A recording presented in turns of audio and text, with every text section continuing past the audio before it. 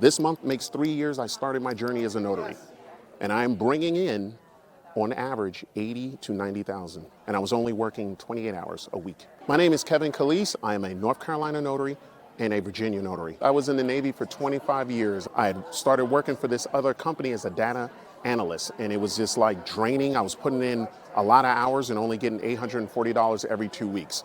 I saw this one YouTube video randomly, and it was Mark Wills talking about, you want to change your life and do this for a living.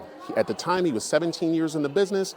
He literally told me that I can have all the freedom in the world to do whatever I want. I quit that job 2 days later. I had enough money saved up to float myself for a year. I paid for his course, got that done. The first 60 days were rough. I only made 60 bucks in the first 60 days.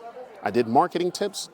The next 60 days, I started making money. I made enough money to the point where I was making $6,000 a month. I've been in the business 3 years. I'm self-independent.